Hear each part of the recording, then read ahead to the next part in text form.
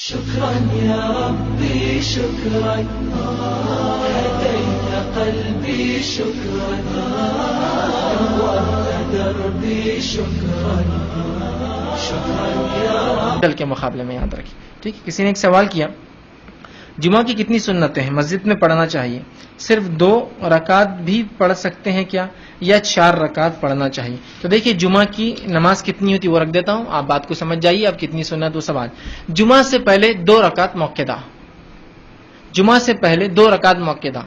ٹھیک ہے. اور یہ غلط فہمی نکالی سب سے پہلے کہ جمعہ کے دن ظہر اور جمعہ ساتھ پڑھنا ہے, تو ظہر کی 4 جو موقع ہوتی لوگ پہلے پڑھتے ہیں اس کے بعد 2 جمعہ کی پڑھتے ہیں, جمعہ کے بعد 4 احتیاطی ظہر پڑھتے ہیں ظہر کو اس کو نفل کر کے, پھر اس کے بعد ظہر کی جو 2 ہوتی ہے وہ پڑھتے ہیں. نہیں, جمعہ جس دن ہوتا ہے اس دن ظہر ختم ہو جاتی ہے, جس کو جمعہ نہ ملے وہ ظہر پڑھیں گا. ٹھیک ہے.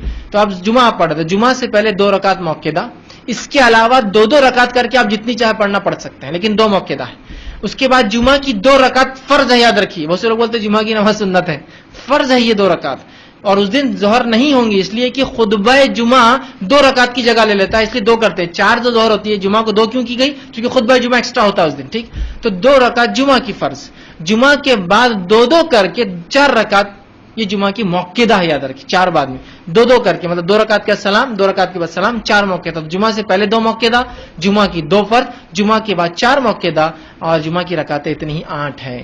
2 موقع, 2 فرض, 4 موقع, لیکن 2 سلام سے, مطلب 2 رکعت کے سلام, 2 رکعت کے سلام. یہ ہے جمعہ کی نماز کی رکعتوں کی تعداد. اس دن ظہر نہیں ہے اور احتیاطی ظہر نہیں ہے, اور احتیاطی ظہر کے بدلے نفل بھی نہیں ہے. بہت سے لوگ 4 ظہر کی پڑھتے پہلے جو موقع ادا رہتی, پتہ نہیں, یہ نہیں, جمعہ ایسے ہی ہوں گی. یاد ہے. کسی نے ایک سوال کیا